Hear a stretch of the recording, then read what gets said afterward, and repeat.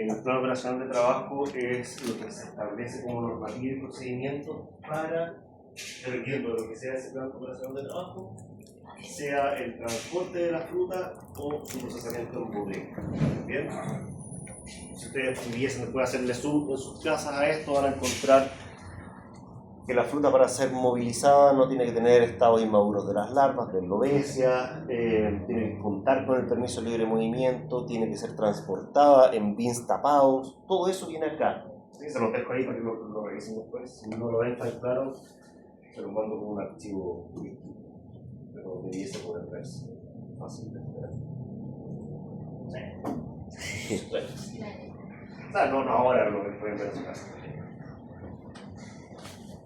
Entonces, bueno, finalmente, habiendo cumplido todos estos requerimientos previos, porque todos estos documentos son anteriores a la ejecución misma de la cosecha. Toda la preparación, la obtención del POT, la obtención del permiso de libre movimiento, etc., todo eso se hace antes. Una vez que defino que ya voy a cosechar, gestiono esa documentación y luego me preocupo de la operación misma. Tenemos dos alternativas: la cosecha manual y la cosecha mecanizada, pero en cualquier caso debemos entender que el estado de la uva es fundamental para poder asegurar la calidad del vino. Ustedes ven a la izquierda, podrían reconocer,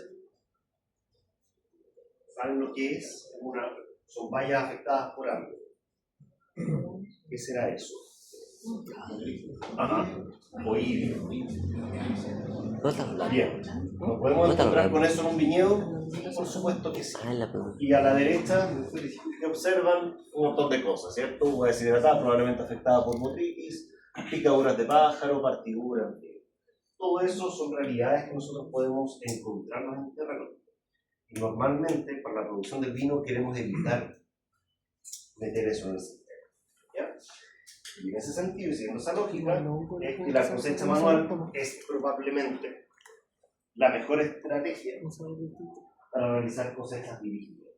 Es decir, cosechas a las que yo defino un parámetro o varios que son fáciles de cumplir por las personas que van a estar recolectando la fruta. Yo les digo, no se cosecha fruta partida, okay. Los cosecheros dejarán esa fruta de lado en teoría, ¿cierto? No se cosecha uva con botritis, ok, dejarán la fruta con botritis de lado en teoría. Esta cosecha manual generalmente, bueno, implica la aproximación hacia la planta con tijeras en mano, sacar el racimo. Ese racimo va a dar a una caja cosechera, que es como las gamitas que ven ahí, la blanca que está en medio, que luego es cargada en un coloso habitualmente y se lleva hacia la bodega, o bien los racimos son vaciados o colocados en realidad dentro de baldes, los cuales sí son vaciados dentro de bins habitualmente cerrados. Ya bins que tienen una capacidad entre 400 a 450 kilogramos de uva, ¿vale? Eso es más o menos lo que les cabe a cada día. Sea como fuere, la gracia de la cosecha manual es que se adapta muy bien a condiciones súper extremas de pendiente, se adapta muy bien también a cualquier sistema de conducción, sea espaldera, como ven en la fotografía de la izquierda, o sea un parrón español, como ven en la parte inferior derecha. Las desventajas, sin embargo, también están a la vista. Porque si bien es cierto, como les digo, me permite hacer cosechas dirigidas, es decir, quiero un racimo sanito y no uno enfermo, puedo tener ese nivel de selección en campo. Sí. La gente ve el racimo y dice, no, chao, lo dejo y se va con otro. Se puede hacer eso.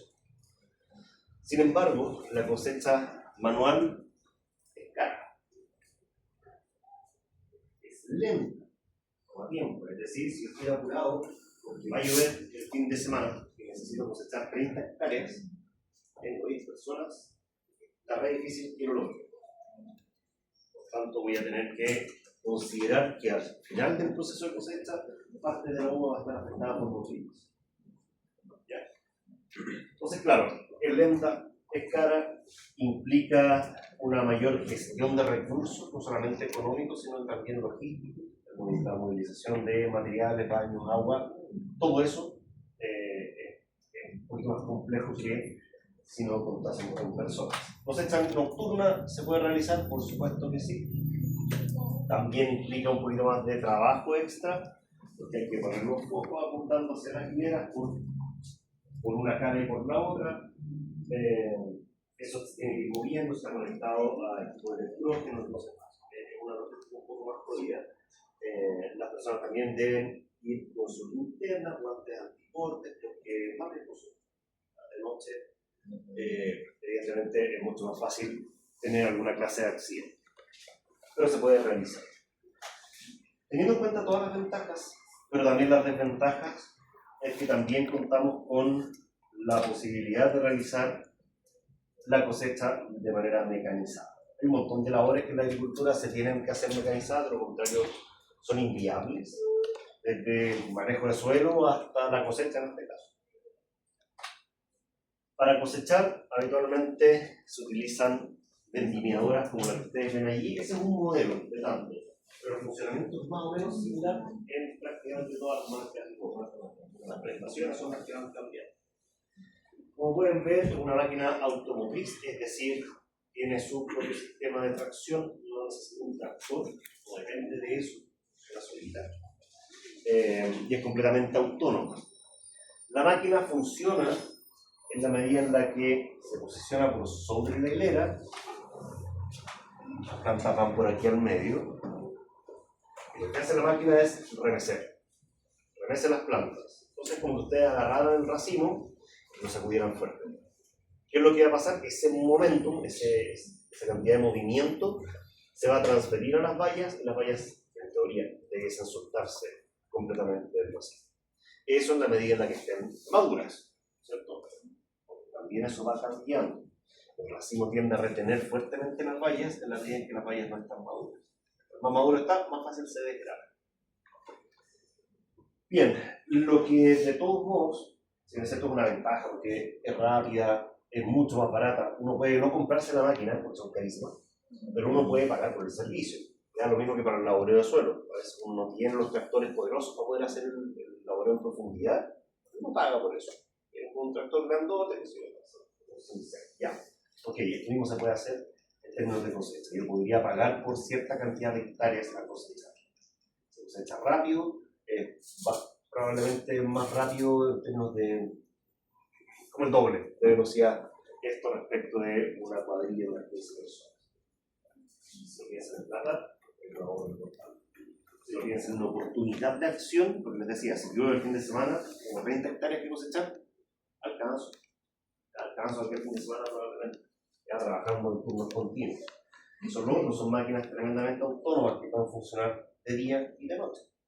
No sé si hay una fotografía de la máquina funcionando de noche, pero tiene focos que le permiten funcionar y operar de manera bastante segura durante la noche. Necesitan 3 personas: el que opera la máquina, el que opera el camión donde se vacía la máquina y un horquetero, alguien que esté facilitando la bajada de la fruta hacia el camión o hacia las tolvas que reciben la fruta.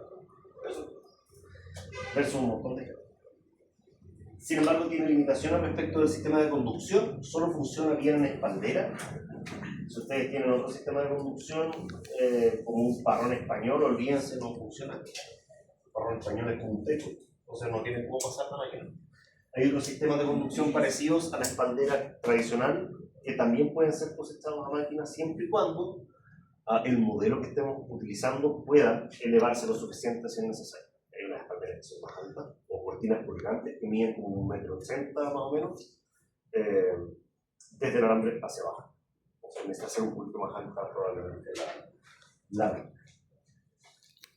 Acá tienen una animación que lo que hace es mostrar más o menos el funcionamiento nuevamente de la misma marca. No estoy haciéndole ni propaganda de un sitio, ustedes tenía esta animación y bastante explicativa, que es muy técnica. Lo que hace la máquina entonces es con esas estructuras blancas agitar las plantas a una frecuencia bastante alta, así. Eso igual se puede ajustar, lo mismo que la velocidad de avance de la máquina. El tema es darle tiempo a las bayas para que se separen completamente de los raquis y lleguen a las tolvas, porque caen unos capachitos que van dando vueltas dentro de la máquina. Y esos capachitos llevan la fruta hacia unas tolvas que tienen que están ahí atrás. Están allí. una a cada lado, y eso va recibiendo la fruta. Entonces la teoría es que solo se separan bayas, lo cual no es cierto porque en realidad la transferencia de momentum, esta transferencia de movimiento, puede ser suficiente incluso para separar el racimo entero. O sea, a veces salen racimos completos o parcialmente completos que van a dar a la tolva. Entonces también hay sistemas para evitar que eso ocurra. Se va cayendo la fruta, caen hojas, caen brotes, caen animalitos eventualmente también, eso es un problema que el sistema de cosecha mecanizada. Pasa por esta cinta con agujeros, y en este proceso ocurre algo muy importante, ocurre el despalillado. Acá lo que hace la misma máquina es separar la valla del escobajo. Entonces la máquina va tirando fuera de sí los escobajos y solamente en la tolva vamos a encontrar bayas. Eso es una ventaja, si ustedes lo piensan, porque me ahorra tiempo más adelante en bodega. Ayer yo les mostraba la despalilladora. Esa operación del despalillado la podríamos saltar, ¿ya? Y solamente moler si es necesario. Y eso es pasarlo por los rodillos, mucho más rápido y más limpio también. Una vez que se llenan las tolvas, la máquina sale, telera, se posiciona junto al camión, vacía las tolvas en las tinas y listo. Se vuelve a ingresar al huerto, a la hilera en la que estaba trabajando y continúa la operación. Dependiendo del modelo, la cantidad de kilos que pueden cargar, son por lado son como 200, 500 kilos, una cosa así. Son bastante eficientes. Acá la tienen otro modelo distinto, para que no digan que es grandeado. Ahí está la operación, funcionan, como les digo, bastante parecido. Lo que hace la máquina entonces es remecer la planta, va pasando y quedan generalmente los escobajos sin bayas. Y por la parte posterior van saliendo los escobajos y las hojas, y brotes también eventualmente que la máquina es capaz de limpiar. No es perfecto para nada. Dentro de lo que podríamos considerar como desventajas de la cosecha mecanizada es precisamente la incorporación de material extraño, que no es humano. Ustedes van a decir, si los animalitos sí lo son un poco, en realidad. Ustedes diluyen eso en el volumen. Bueno, la lagartija más. Bueno, ayer, hablando de eso, me tocó moler uva, como a las 10 de la noche, y en un bin tenía cierta uva tinta, solo fueron 2 bins, sacamos 25 lagartijas, chiquitos. No me dio la guata para tirarlas al proceso. Algún anclaje emocional por la lagartija. Ya. Bueno, hay fotos del vaciado. Generalmente ustedes van a ver en esta época moviéndose por las carreteras o por los caminos camiones de este tipo con tinas que tienen compartimentalizados los receptáculos acá atrás. Entonces la máquina lo que hace es ir vaciando en cada tina cierta cantidad de fruta.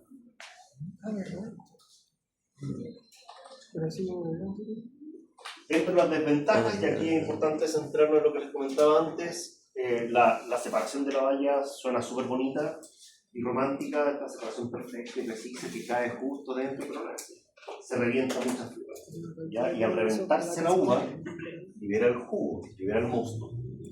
Este mosto, cuando se libera, es susceptible a fenómenos de oxidación y fenómenos de fermentación espontánea o no controlada.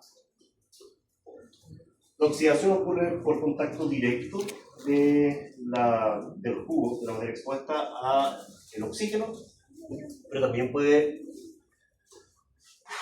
ocurrir por una fracción enzimática. ¿Ya? Pueden haber fenómenos de oxidación enzimática. La fermentación no controlada, recuerden que en el medio ambiente hay un montón de levaduras y sobre las pieles de la valla hay un montón más. Por tanto, podrían comenzar a realizar la fermentación de manera anticipada. Por eso, cuando nosotros en la bodega recibimos uva que ha sido cosechada a máquina, esa es la uva que tiene prioridad. Si se está recibiendo uva cosechada a mano, se deja de lado un rato y se pasa a la uva que viene a máquina. Porque su tiempo de vida es cortito. Entonces yo si lo hago esperar, 3 o 4 horas, gana temperatura, al ganar temperatura empieza progresivamente a oxidarse y a fermentar. Entonces eso tiene que procesarse al tiempo, ¿ya? tienen como base liberado los que vienen con cosecha mecanizada. Más o menos así lucen las tinas cuando vaciamos el contenido en una tolva. Igual tiene harta hoja. Otro problema que tiene la cosecha mecanizada. La máquina tiene sistemas de limpieza, pero no está claro que no es suficiente. Igual pasa, y pasan brotes, en fin. Lo que se hace es que cuando llegas al momento de recepcionar en la bodega, pues en una cinta elevadora, cuando se vacía la fruta, se mueve en una cinta elevadora, puedes poner un par de personas que saquen material extraído. Una especie de limpieza. Eso sí se puede hacer. Igual lo vamos a ver más adelante como en el proceso mismo. Y hoy día yo creo que vamos a alcanzar a ver maquinaria de vendimia súper rápido y ahí podemos tocar el tema, sin problemas. Pero sí, esa es la opción. Y es lo recomendable por lo demás. ¿Por qué? Porque las hojas y las partes verdes tienen mucha piracina. Entonces, piracina que no teníamos en la uva, ahora la tenemos porque viene de las hojas. Vamos, un tip. Preguntas pequeñas, hasta allí. Ese era el cachito que me había quedado de la clase anterior.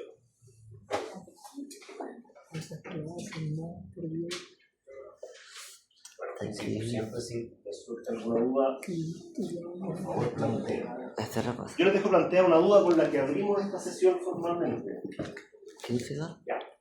Tenemos cosas muy ventajosas de la cosecha mecanizada, fundamentalmente costos y tiempo. Pero tenemos desventajas importantes. Desventajas que son cruciales. Los fenómenos de oxidación son rápidos, especialmente a temperaturas sobre los 20 grados. Las enzimas, por ejemplo, funcionan así rápido. Las levaduras, ¿para qué es? Feliz. ¿Cómo creen ustedes, con lo que vieron ayer en el práctico, nosotros podríamos evitar que ocurran en el corto plazo procesos de oxidación o fermentación no controlados? Manejando la temperatura y su compañera es una herramienta, pero no podemos enfriar la fruta.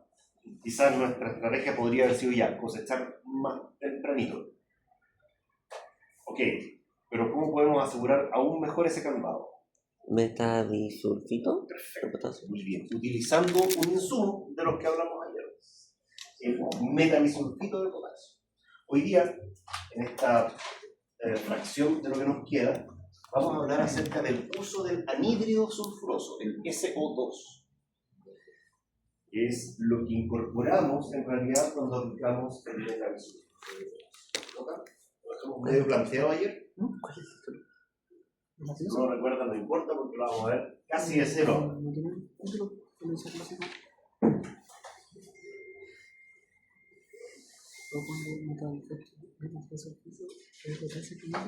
¿Otra vez? El anhídrido sulfuroso, Yeah. o SO2, planteamos que tenía dos funciones muy importantes. La primera y más importante que todas es que es antiséptico. ¿Cierto? ¿Qué significaba que fuese antiséptico? Perfecto. Inhibe el desarrollo de microorganismos en general, no solo bacterias, sino que también levaduras. Bien, entonces pensando en el sulfuroso, podría decir que ya, lo que es fermentación espontánea o fermentación no deseada, lo podría controlar con sulfuroso. Sí. También dijimos que era antioxidante, es decir, que secuestra el oxígeno. Por tanto, podríamos pensar que también me ayuda con los fenómenos de oxidación. Ahí tenemos dos pájaros con la misma bala. Sin embargo, hay un término que no conocen hasta hoy día, probablemente, que es antioxidásico. ¿Lo habían escuchado alguna vez? Ahí como que lo dijimos nomás, pero no lo explicamos. Hoy día lo vamos a explicar. Bueno, antiséptico, estamos claros. Antioxidante, también estamos claros. Secuestra el oxígeno y evita que los polifenoles se oxiden. Esa es la meta. ¿Qué es lo que se puede oxidar en el mosto? Los polifenoles. Los taninos, los antocianos, los flavonoles también. Pero hay una tercera función, que es que sea antioxidásico. Que sea antioxidásico, se relacionan con la capacidad de inhibir procesos de oxidación enzimática.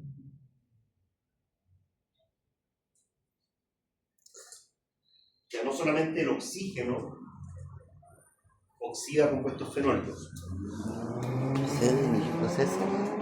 sino que también hay enzimas que son capaces de oxidar compuestos fenólicos. Entonces, por más que nosotros protejamos del oxígeno eso, ese mosto, por ejemplo, igual se va a oxidar. Igual va a ocurrir. Respecto de eso, las enzimas que oxidan compuestos fenólicos las conocemos en su conjunto como polifenol oxidasas. Tiene sentido. Y hay una que viene en la uva. Si ustedes revientan la fruta, extraen el juguito, la uva sana, naturalmente se va a oxidar por la actividad de esta polifenol oxidasa que se llama tirosinasa, la que está escrita aquí arriba. Por tanto, trabaje con uva sana o no, los fenómenos de oxidación enzimática van a ocurrir necesariamente. El problema grave es cuando tenemos uva enferma, cuando por algún motivo, como podría ser un ejemplo de esta temporada, que tuvimos lluvia hace no mucho tiempo, por tanto el inóculo de la botrytis puede haber atacado dependiendo de las condiciones del viento. Quizá apareció botrytis, y esa botrytis, el problema que trae no es que se vaya a reproducir en el vino o en el mosto, eso no pasa. Una vez ustedes cosechan la uva y la procesan, la botrytis murió, no es capaz de desarrollarse en ese medio. El problema es lo que traía la botrytis consigo. Traía otra enzima, la casa. La enzima la casa hace lo mismo que la tirosinasa. Pero si la uva está enferma, entonces ahora tienen dos enzimas, no una. Dos enzimas que oxidan fenoles. Eso es grave. Esto va a comandar que nosotros operemos con la fruta de una manera distinta a que si estuviese sana.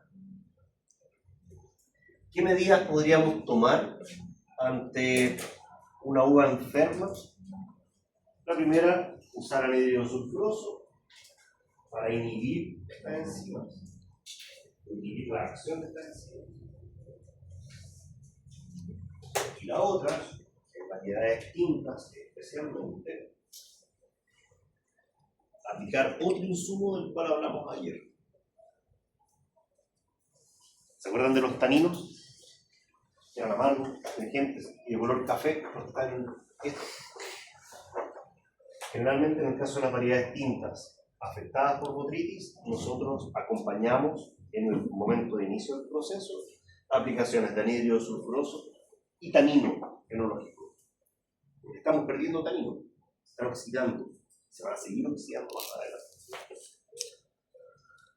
Bien, eso respecto de la función antioxidásica. ¿Alguna pregunta hasta ahí, chicos? ¿Queda claro el concepto?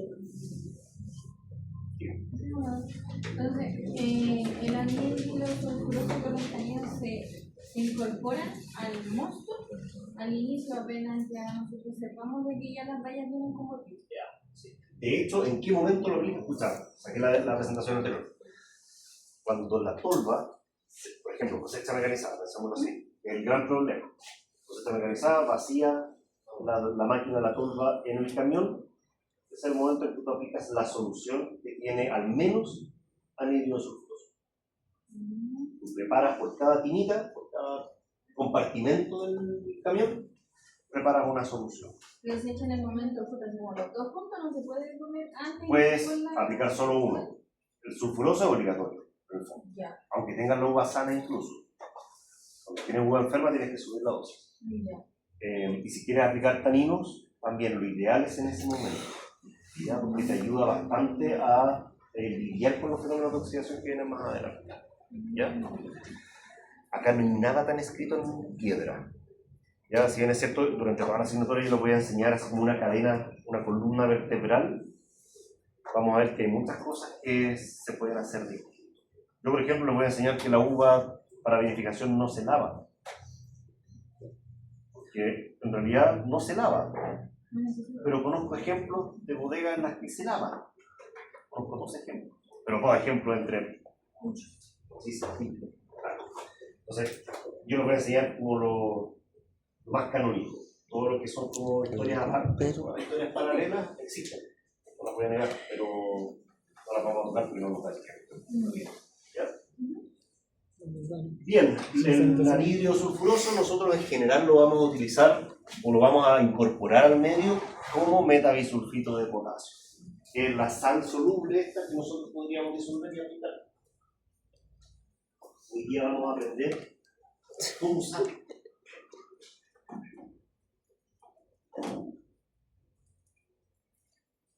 El anhídrido sulfuroso uno lo podría comprar como gas, como un balón de gas, con anhídrido sulfuroso, y disolver ese gas en agua. Eso se hace. Entonces tienes agua, o una solución más bien de anhídrido sulfuroso, básicamente pura. ¿Ya? Cuando nosotros usamos metabisulfito de potasio, también vamos a estar logrando tener anhídrido sulfuroso, pero la molécula, que está acá arriba, es mucho más que solo azufre y oxígeno. Tiene potasio también, y eso no es tan bueno. Es uno de los problemas que tiene el metal. Incorpora potasio en medio. Por cada gramo de metabisulfito de potasio, nosotros vamos a estar incorporando medio gramo de anhídrido sulfuroso. ¿Sí? Por tanto, el rendimiento del metabisulfito es 50%. ¿Claro por eso? Entonces, si necesito aplicar 100 gramos de anhídrido sulfuroso, ¿cuánto metabisulfito necesito? No, el doble. Necesito 100 gramos de sulfuroso, tengo que aplicar el doble de metal. 200 gramos de metabisulfito. Claro, por eso también, ¿cierto? Eso es importante porque van a haber cálculos seguramente muchas veces. Primera evaluación, segunda evaluación, seguro. ¿Sí? ¿Cómo de 50? Ya, si les quedó claro, calculen eso. O sea, bueno,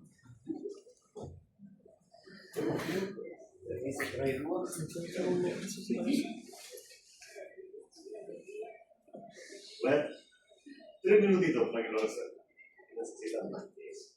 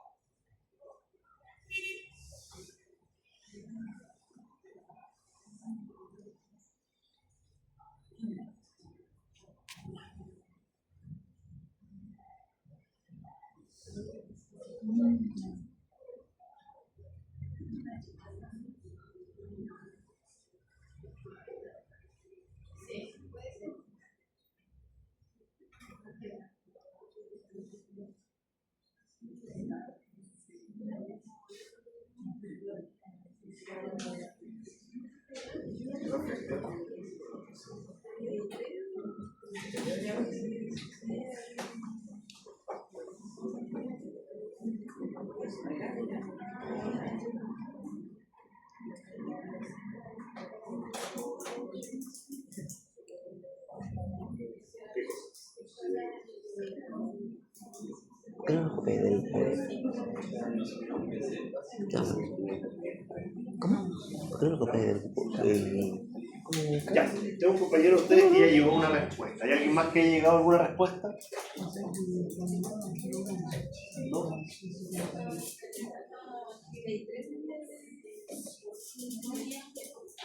Hay muchas unidades. Sí, por supuesto, se van a encontrar con esto muchas veces en la vida. Tienen un montón de unidades distintas que tienen que hacerlas conversar entre sí. 3,5 kilos. Un compañero llegó a 3.500 gramos. Ya, equivalencias. ¿Un problema? Sí, porque en el fondo es lo mismo. Sí, ¿Estás de acuerdo? estoy de acuerdo. Porque Porque es lo mismo. Eso. Ya, resolvamos los puntos, ¿les parece? ¿O no? ¿O se los dejo de tarea para casa? Tarea para la casa, mejor. Tarea para la Lo casa. vamos a resolver paso a paso, no importa.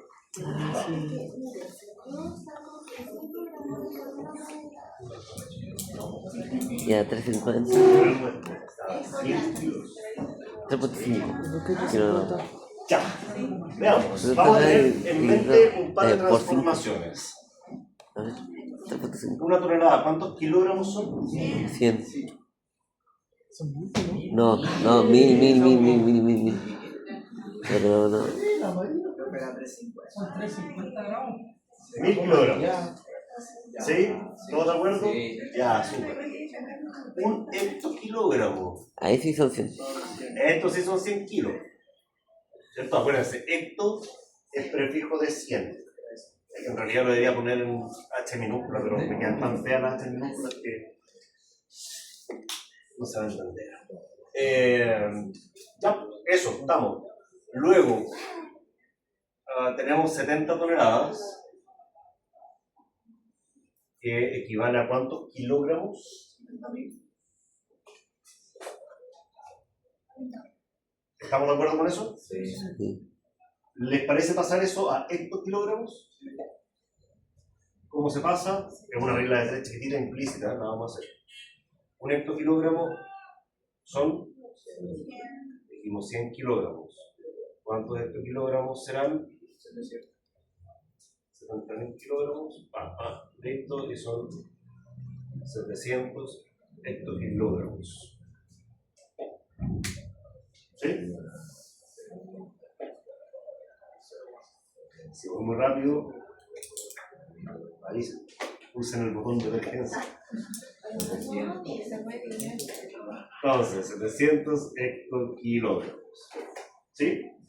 Luego, ya, tenemos unidades que ahora sí conversan, al menos en lo que respecta a la dosis. La dosis de sulfuroso dice 5 gramos de anhidro sulfuroso por hectokilogramo. ¿Sí? Entonces decimos 5 gramos de sulfuroso por 1 hectokilogramo. ¿Cuántos gramos de sulfuroso tendré en 700 hectokilogramos? 7 por 5, 35. 1, 2, 3.500. ¿Qué? ¿Gramos de qué cosa? ¿De? Anhidro sulfuroso, pues esa es la dosis que nos dieron, ¿no? Dice gramos de anhidro sulfuroso. 3.500 gramos, o lo que es lo mismo, 3,5 kilogramos de sulfuroso. Acá otra forma, pero es exactamente lo mismo. 5 gramos por 100 kilos es lo mismo. No obstante, no me están preguntando eso. Es como el presidente respondiendo comentario político de la tenemos que recordar que el metabisulfito tiene un rendimiento del 50%. Y por cada kilo de metabisulfito que yo aplico, en realidad estoy aplicando medio kilo de anhidro sulfuroso. Exactamente, tenemos un rendimiento del 50%. Por lo tanto, esto hay que multiplicarlo por 2 o dividirlo por 0,5. Se van a decir, pero ¿cuál elijo? Cualquiera, es lo mismo. Si dividir 3,5 por 0,5 es una división de fracciones, ¿no? 35 décimos dividido, ¿sí? No recuerdo, ¿no? Pero eso sí. Sí. Y si esto lo simplifican, va 7 medios dividido 1 medio. ¿Sí? Y así. Y por eso llegamos a que se multiplica por 2. No se multiplica por 2. ¿Para qué se complica? Multiplícanlo por 2. ¿Cuánto da 3,5 por 2? Por 2, 7,0. Cada metal de potasio. ¿De qué? El nítrico sulfuroso es por 2. Lo pasamos a el doble. metal sulfito de potasio. Por favor, cuando se les pregunta algo así, fíjense en el tipo de producto que se le está entregando como dosis.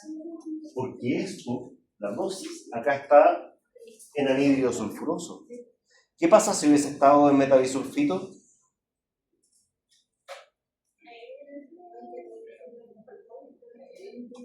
Ahí no tengo nada que hacer.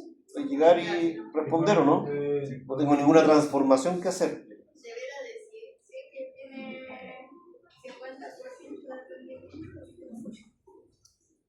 50% de... O sea, si a mí me lo van a preguntar en la prueba porque no se acuerdan, yo se los digo. Pero es algo que dicen recordar, sí, 50%. ¿Se acuerdan de la urea y no se van a acordar de? Sí, ya subimos un 50%. Sí. Estequiométricamente anda por ahí. ¿Dónde se fija el 50%? Por eso asumimos 50%. Listo. Preguntas, chiquillos, dudas, consultas, hasta acá. Esa última línea que está indicada aquí es para considerar. Si hicieron aplicaciones de metabisulfito, para decir, de anhídrido sulfuroso, en campo, debemos tenerlas en cuenta al momento de volver a utilizarlo en la bodega. Porque acuérdense que la principal función del anhídrido sulfuroso es ser antiséptico. Por tanto, va a inhibir el desarrollo de las levaduras que yo necesito que actúen si la cantidad de sulfuroso es muy elevada. Por eso las aplicaciones tienen que ser súper medidas. Y en el momento. Por supuesto, no solamente medidas, sino que constituyen dices oportunas. También un tema relevante. No sirve nada aplicarlo muy antes o muy después. Más aún considerando que nuestra normativa actual establece máximos para el anhídrido sulfuroso en el tiempo. Vamos a hablar de eso también es duro. Complejo. Esa parte es difícil. Yo trato de simplificarla porque de verdad es difícil desde la perspectiva técnica. Cómo uno lo trabaja también incluso en la bodega. Pero tratamos de hacer como que sea un poquito más agarrable el contenido. Y ustedes se puedan manejar en eso. Bien, ¿alguna duda, chiquillos, del sulfuroso? ¿No? Bien, vamos a hablar rápidamente de manera escueta acerca de cierta maquinaria de vendimia que me interesa que conozcan. Como les había comentado, bueno, vamos a tener sí o sí la salida asociada a la cosecha. Y estoy planificando una salida a una bodega para que conozcan parte de este equipamiento. Ya hay parte de su funcionamiento, personalmente. Dentro de lo que entenderemos como maquinaria de vendimia, es maquinaria que está involucrada en el proceso más bien inicial o de recepción dentro de la bodega. Hay un montón de maquinaria global que se utiliza en el contexto de la producción del vino, pero esto es como lo más relevante. Vamos a ir una por una, avanzando conceptualmente. Esta ya la conocen. Las tolvas de recepción son receptáculos. Son tinas grandes, como la que tenía en la parte superior, la espaliadora que conocieron ayer, cuya función es recibir la fruta que viene del campo, que viene de la cosecha. O sea, haya sido cosechada a mano, máquina, da lo mismo, todo se vacía acá adentro. La tolva tiene un motor asociado y ese motor genera el movimiento del tornillo sin fin. Ya lo conocieron también, un tornillo que gira sobre su propio eje, cuya función es empujar la masa. ¿Ya? Empuja la uva que uno le descarga a la tolva. Entonces la tolva recibe un gran volumen y el tornillo empieza a dosificar la salida. Eso es su función. ¿Ya? Funcionan súper bien empujando sólidos, funcionan pésimo empujando líquidos. El tornillo tornillo sin fin no está hecho para eso. Es por eso que las tolvas muchas veces tienen un cierto desnivel. Cuando hay líquido, pensemos en una cosecha mecanizada, un montón de mosto liberado, si no tengo cómo sacar ese mosto, se va a empezar a oxidar y se va a perder finalmente. O sea, la tolva tiene un pequeño desnivel hacia la salida, y en la parte inferior, justo como cerquita de la salida, tiene una rejilla que permite que el líquido escurra. No cae al piso, sino que cae a un receptáculo conectado a una bomba que se lleva el líquido. Nada se pierde, nada se puede perder. Ese es lo importante.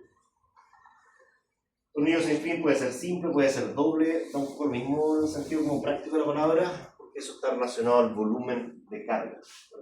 La tolva que conocieron ustedes chiquitita, la ahí es pequeña, pero imagínense eso amplificado unas 300 o 400 veces. Un tornillo mucho más grande, un motor mucho más potente. A veces se utilizan dos tornillos para facilitar una movilización más fluida, ¿ya? Y que tienda a concentrarse en una salida también más fluida.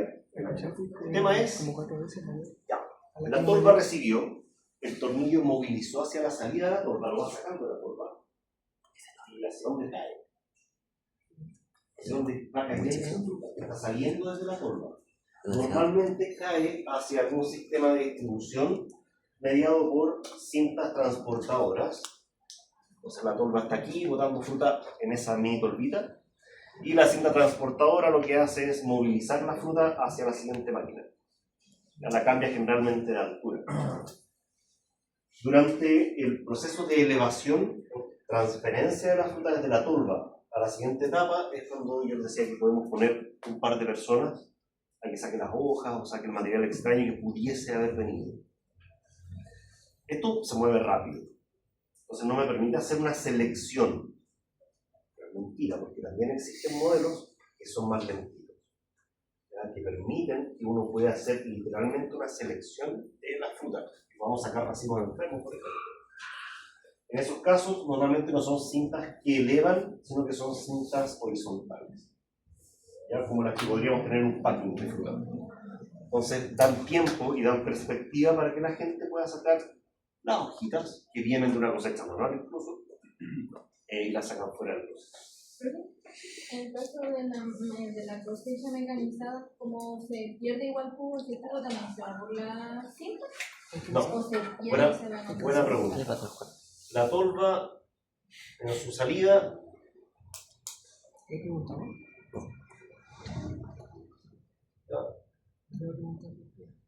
dijimos que tenía un pequeño desnivel, ¿cierto? Acá tiene una rejilla y acá está el tornillo sin fin. Entonces la fruta va saliendo por ahí, hacia la cinta elevadora, y va para allá.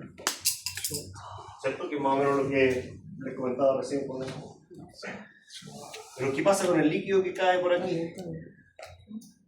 No se puede perder. Sí, es mucho líquido. Son muchas vallas las que se reventaron, mucho mosto.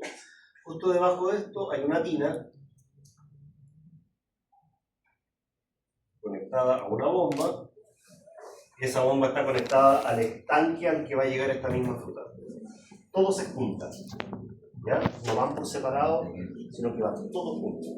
En este caso por caminos distintos, por lo que comento, porque en el fondo son estados de la materia diferentes. ¿Ya? ¿Claro hasta ahí? Sí. Entonces, no sé si notan, aquí está la cinta horizontal para poder hacer selección y limpieza, y ahí está la elevadora. Justo después de esto. La tolva entonces venía más acá, más atrás. Allá hay otra máquina que ustedes ya la conocieron, así que vamos a hablar de ella, la despalilladora. La despalilladora tenía una función sencilla, pero no técnica, que era separar la valla del escobajo, ¿cierto? Porque vamos a trabajar únicamente con la valla.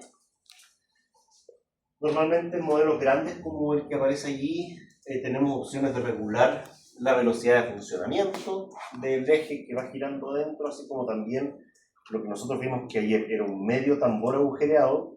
En estos modelos más grandes es un tambor completo, es un cilindro completo. Acá, esos rojitos que ven allí es el motor de la moledora. ¿Se acuerdan que la moledora también yo les dije que estaba antes que el despalillado en nuestra máquina? Bueno, habitualmente está al revés. En las máquinas industriales se despalilla primero y luego se muele. ¿Ya? Eso por un tema de posibilidades de moliendo o no. Hay gente que no muele la fruta. Hay lugares donde la uva es simplemente despalillada. Cuéntame. Si se ocupa a una velocidad muy alta, ¿no hay riesgo de que queden restos de palo, se pase algo, o igual lo limpia de igual manera?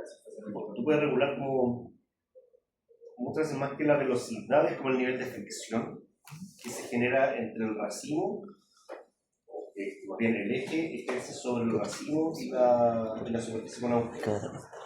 Si la cercanía es muy alta, probablemente vas a romper el espumajo y van a empezar a caer trozos de espumajo. Si la fricción es muy baja, vas a perder fruta porque no va a alcanzar a salir del racimo. Se va a perder el espumajo con varias. Eso lo tienes que regular. Con los primeros kilos normalmente uno regula eso. ¿Ya? Pero buena tu pregunta. Más que la velocidad es como el nivel de fricción entre ambas partes.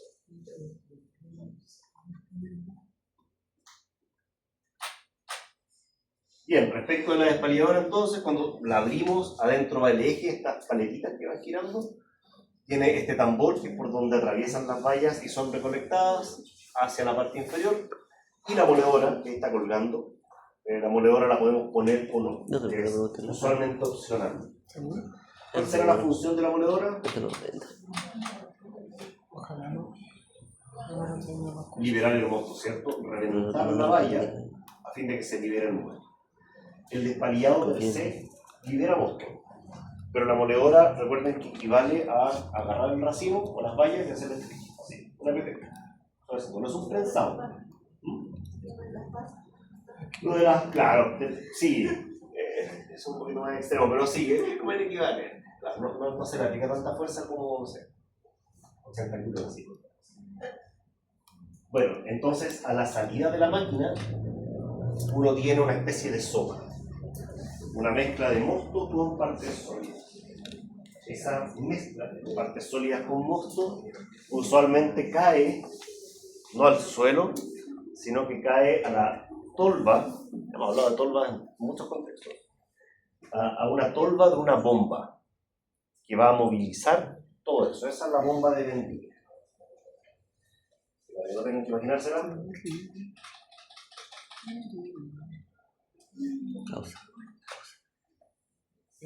Así es la bomba de vendimia. La fruta que estaba cayendo despalillada y molida cae acá. Tiene un tornillito sin fin. Acá tiene el sistema de rotor estator que hace que toda esa sopa pueda movilizarse a través de una manguera que se coloca acá hacia donde corresponde, hacia el tanque que toque. ¿Cómo se llamaba la bomba? Bomba de vendimia. Ese es el nombre que recibe. Esa que está acá. Venezuela, te lo pongo. De mañana, tampoco.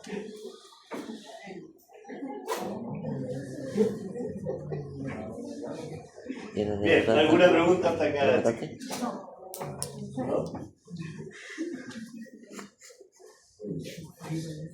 Otra máquina que encontramos en el patio de la recepción son las prensas. Ya, prensas tenemos en varios formatos y modelos. Tenemos desde lo que hay a la izquierda una prensa vertical, pasando por una prensa continua hasta llegar a una prensa neumática. Toda prensa tiene como fundamento de uso la separación de la fracción líquida respecto de los sólidos. Eso es lo que hace. Las verticales son así, son prensas de canasto, la que está en pie, que de hecho, donde la fuerza se ejerce de manera vertical sobre el material a prensar, que está contenido en un canasto. ¿Ya? Canasto que puede ser de madera o puede ser de acero. Son como las que se utilizan para hacer chicha, absolutamente las mismas, de hecho. Y muy parecidas a las que se utilizan también para hacer sidra o chicha de manzana. Como les decía, las hay construidas en madera, las hay construidas en metal, las hay manuales como esa o como la que tenemos en Pirque, hay hidráulicas, automáticas o semiautomáticas de distintos volúmenes. El funcionamiento es bien simple. Ustedes lo van a tener que experimentar. Bueno, lo que uno hace es cargar el canasto. Este canasto se llena con lo que uno va a utilizar para prensar. Pueden ser los orujos después de la fermentación tinta, o la uva de una fermentación de carne. Una vez cargado el canasto, comienza a bajar el pistón y a ejercer presión. El líquido sale a través de estas ranuras y es recolectado a la salida de ese plato y luce más o menos bonito. Dependiendo del nivel de presión, es lo que vamos obteniendo también. Al principio del prensado tenemos un tipo de producto, hacia el final del prensado otro, bien distinto. Las prensas verticales se usan para prensar orujos de variedades distintas. ¿Las semillas o no? ¿Las semillas? No ejercen suficiente presión para romper semillas. Eso es importante tenerlo en cuenta. Ninguna prensa debiese romper semillas en su operación. ¿Ya? Digo que se usan para prensar solo orujos de vinificaciones tintas porque en blanco el resultado no es tan bueno.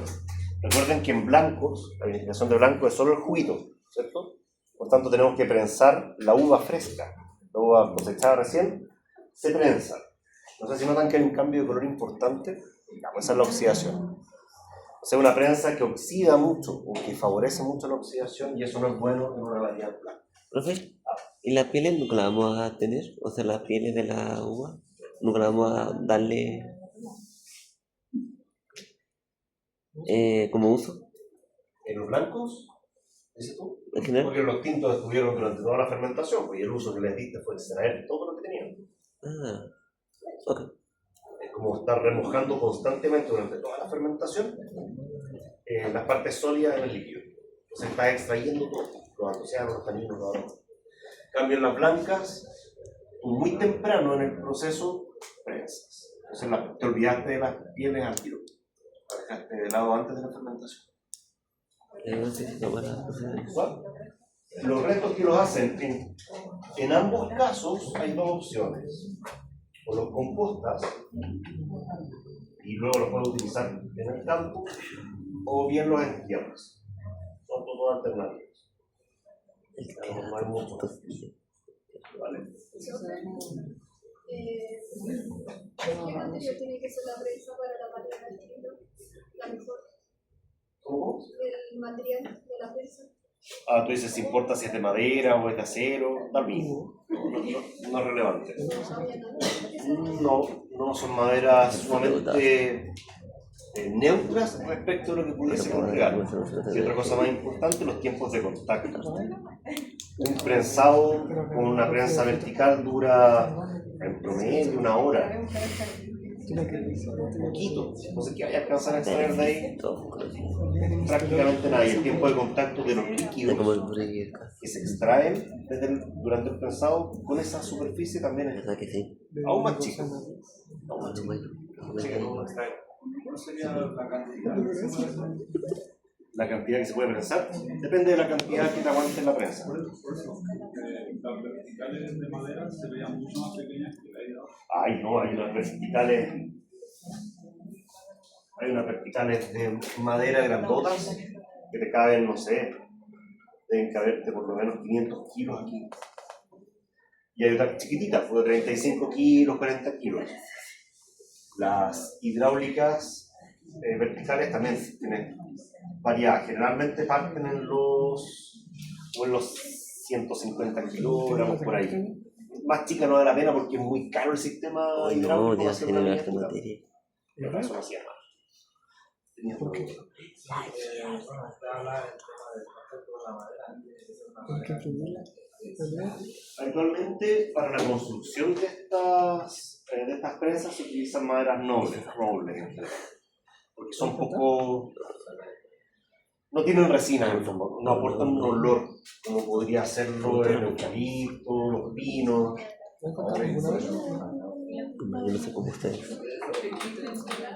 Bien, están las prensas continuas. De estas no les voy a hablar mucho porque casi no se usan. Son prensas que funcionan, se cargan acá, se les va cargando con el material a prensar y adentro tiene un tornillo sin fin. que empieza a ejercer presión contra una tapa. Esa presión es la que ejerce entonces la salida del líquido desde la parte sólida y hasta cierta presión aguanta y después empieza a abrirse la tapa y se forma un tapón acá de material prensado que es el que hace la resistencia realmente. Ya, más o menos así. O sea, no es muy bonito, no es muy higiénico, pero es súper eficiente. Esta cuestión mucha que prensa rápido. Prensa muy bien, le quita mucho líquido a todo lo que estamos prensando, pero tiene estas desventajas del sobreprensado. Prensa tan bien que sobreextrae algunos compuestos que son desagradables. Finalmente llegamos a las prensas neumáticas. Las prensas neumáticas, que son el tercer tipo de prensa, ya hemos hablado, son prensas que funcionan ejerciendo presión mediante el inflado de una membrana interna con aire. Tienen un globo adentro que se infla. Y al inflarse, presiona todo lo que hay dentro de la prensa. Por eso se habla de prensas neumáticas. Las prensas neumáticas, entonces, pueden ser de dos tipos, abiertas o cerradas, ya vamos a ver la diferencia. Acá se muestra una prensa neumática de tipo cerrada, con membrana central o axial.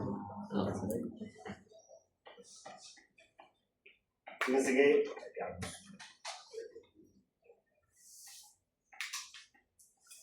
la prensa, bueno, cuando aparezca de nuevo, van a notar que es como una especie de carcasa completa. Esa carcasa completa, por dentro, resguarda la existencia de la membrana y un cilindro ranurado que también va por dentro. Como ven, hay variados volúmenes. Actualmente se pueden conectar hasta Wi-Fi y las puedes manejar desde el celular. Lo que ven acá es la carga axial, aquí se está llenando con el material a prensar. Eso que está al centro es la membrana que luego se va a hinchar y se va a soltar dependiendo de la presión que necesitemos. Esto es una prensa neumática cerrada. Fíjense que el líquido es conducido a una cañería ventral que tiene, la cual se vacía más tarde o continuamente en realidad, en una tina, que es la que recibe todo lo que se está obteniendo. Eso es el ciclo de prensado. La membrana se infla, presiona contra la superficie, se suelta, vuelve a inflarse, mantiene, suelta, gira y hace eso varias veces a presiones crecientes, con la idea de ir extrayendo todo el líquido que se mueve. Ahí cae hacia la tina, esa tina está conectada a una bomba y eso manda el líquido a un estanque cualquiera. Actualmente tienen sistemas para destrabar o destapar los drenajes que tiene el cilindro de la prensa, porque tienden a quedar tapados con orujo, que siempre es un problema y eso dificulta el libre fluir del líquido. Una vez que termina el prensado, entonces se hace girar con la puerta abierta para que caiga el orujo. Una vez que termina esto, normalmente uno ingresa, en las prensas grandes uno ingresa con hidrolavadora y la va por dentro. Así de grandes son. Las prensas más chiquitas probablemente no, tienen sistemas de autolimpieza también, pero funcionan regulinche. Son más caras. Las prensas neumáticas en general son más caras que las otras prensas. Son una herramienta más sofisticada también. Ya tú puedes programar a presiones súper precisas el trabajo de prensado. ¿Ya? Les decía recién que hay dos tipos de prensas neumáticas. Están las cerradas, que es la que acabamos de ver, donde hay una carcasa encerrando toda la estructura de la prensa, y eso permite proteger el líquido de fenómenos de oxidación directa. ¿Por qué? Porque permite que el líquido salga por una sola cañería, exponiéndolo mucho menos al oxígeno. Pero también está el interior de la prensa. Esa es la tina donde cae todo el líquido. También existen las prensas neumáticas abiertas, donde no está la carcasa, sino que simplemente un cilindro con ranuras y en el interior está la membrana. Entonces el líquido escurre por toda la superficie, es fácil de identificar. Ustedes la miran por dentro, uno puede ver hacia afuera, de hecho, porque no hay nada extra. ¿Ya? Es como un gran colador con un sistema de prensadores. Entonces, cuando escurre el líquido, se ve más o menos así. Esto es mucho más oxidativo, está mucho más expuesto el líquido que sale a las condiciones de la. Bueno, les decía que pueden tener membrana axial, membranas que van por el eje central de la prensa, o membrana lateral, que es la membrana pegada a uno de los bordes internos de la misma estructura. Esa prensa es abierta o cerrada. Cerrada, ¿cierto? Tiene la carcasa, no vemos hacia adentro las ranuras. Esa es cerrada, solo que tiene el portalón abierto. Lo que ustedes ven allí son los drenajes que tiene para poder recolectar el líquido. En el minuto que me queda, solo les voy a mencionar una cosa respecto de las bombas. Hay varios tipos de bombas, no necesariamente vamos a entrar en mucho detalle de ellos, pero las bombas tienen una función principal, que es la de movilizar líquidos. Están hechas para eso. Dependiendo de la bomba, va a ser el líquido que van a ser capaces de transportar de manera adecuada. Hay bombas que son muy bruscas, que se usan para mover mosto. Hay bombas que son muy delicadas, que se usan para mover vinos terminados. Quiero que se queden con eso en principio, ¿ya? La idea es que si logramos hacer la salida de terreno, yo les muestro un par de bombas que se